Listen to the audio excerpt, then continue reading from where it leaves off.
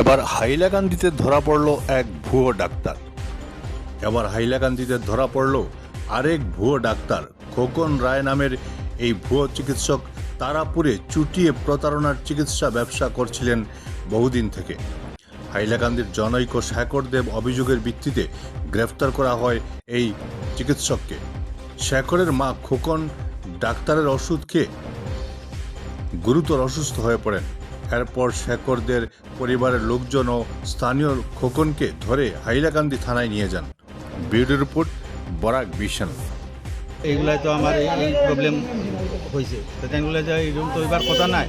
হ্যাঁ, এটা তো মানে আয়ুর্বেদিকে কোনো সাইড এফেক্ট তার নাই। যেন প্র্যাকটিশনাল লোকজন আসেনি বুয়া আমি তাহলে জিজ্ঞাসি বলে যে আপনি যে মেডিসিনগুলো দিছো মেডিসিনগুলো দিছেন যে এগুলা কোনো তো প্র্যাকটিশনও দিলা না, এবং আপনার যে ট্রিটমেন্ট করছেন, যে আপনার যে এই প্রশিক্ষণ নিয়েছেন এবং আপনি যে ডাক্তার হিসাবে আয়ুর্বেদিক ডাক্তার হিসাবে আপনার কোনো সার্টিফিকেট আছে মানে বলছি যে না, তে তো বুয়া আনানি বুয়া এরকম তো যখন সার্টিফিকেট নাই একটা জিনিস যখন তাই নিজে করাতে তো এটা বুয়া।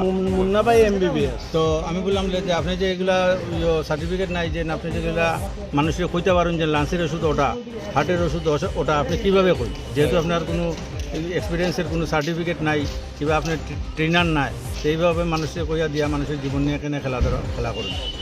এবারে বলে হলে যে না, আমরা ওটা ভাবি যে আয়ুর্বেদিকে সাইড এফেক্ট নাই। আরে সাইড এফেক্ট নাই নিজে তো আমি বুঝলাম যে আজকে আমার অবস্থা কীরকম। আপনার যদি কয় আমার আইডি কার্ড আছে, আমি আইডি কার্ড তো একটা সাধারণ মানুষের, যে কোনো মানুষের আইডি কার্ড থাকে, কিন্তু যে আমি যে একটা ডক্টর হয়েছি আয়ুর্বেদিক ডাক্তার, আপনার এই সার্টিফিকেট আছেন, তো আপনি কীভাবে এগুলা মেডিসিন মানুষের নাম কি?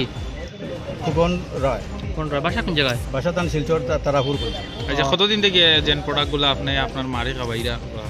ওই তো মানে আমি আনছিলাম ম্যাম আছে, 15 দিন খাবার পরে তো প্রবলেম শুরু হয়ে গেছে। আমি এপ্রিল মাসে শিলচর নিয়ে ডাক্তার দেখাইছি, গত শনিবারে নিয়ে আবার ডাক্তার দেখাই আনছি। আর এই প্রোডাক্ট খাওয়ানোর পরে মানে ফাওয়াত খুলে গেছে আপনার? ফুলিয়া মুখও খুলছে, এবারে যায় অবস্থা যায় অবস্থা আছিল, মানে 6-7 রাত্র আমরা মারি নিয়ে রাত্রে ঘুমাইতে পারছি না। আজকে তারে দর্শন আজকে তান্তে বাইলবুল দিয়ে আমি আনাইছি আমার বাসাতে, আনার পরে তান্তে কোয়ার পরে তাই নানা নমুনার কথাবার্তা কইরা আমি বলে যাও এবার হয়েছে ঠিক আছে, পয়সা বড় জিনিস নাই, কিন্তু পয়সা ছাড়া কিছু হয় না। তাই আপনি আমার যে মেডিসিনগুলো দিয়েছেন এগুলার মানে অর্ধেক খাইছেন তাই, আর খাইয়া তো তার প্রবলেম হয়েছে, আমি তার নিচে আরও 50-60 হাজার টাকা খরচা করতে লাগছে। তা আপনি আমার পয়সাগুলো রিকভারি করেন, আর শৃঙ্খলা করিয়া লাভ নাই, ওটা যেই সবচেয়ে ভালো হয়েছে। তাইন করে যে আমার চ্যালেঞ্জ দেখাইন, তান উপরের লেভেল তান সিনিয়রদের ফোন করিয়া সিনিয়রে ফোন করিয়া নানা নমুনা মাতি আমরা গালিগালাজ করছি, করছে। এগুলো তাইন করি আমরা, আমি তাহলে থানাত গিয়া জানাইমু। তাই নিজে কইছেন আমার ঘরে বইয়া তাই থানা যাইবা, থানাত গিয়া করবা, বাধ্য হইয়া থানাতে যার ফলে আমি বললাম আপনি থানাত যেটা গীতা আমি নিজে যাইয়া, আমি বাধ্য হয়েছি আইয়া থানাতে এফআইআর করতে বাধ্য হয়েছি। কারণ ইনকেস কোনো অঘটন ঘটাই দিল পরে দিকে উপরে দোষ আইব, যার ধরুন আমরা সমঝাইয়া দিছি থানাত। এখন থানায় যা করে থানায় করব, আর আইনে যা করে ওইটা আমরা মানিয়ে নেব। আর আশা করি মানে যাতে অন্য কেউ যাতে প্রতারণার শিকার না হয়, ওটাই আহ্বান করবো সবাই। আপনার নামটা কি দাদা? আমার নাম এমনি ডাকনাম শেখর দেব, সবাই শেখর দেব। আর বাসা? বাসা আমার 1 নম্বর ওয়ার্ড, প্রজাচক হাইলাকান্দি। হাইলাকান্দি।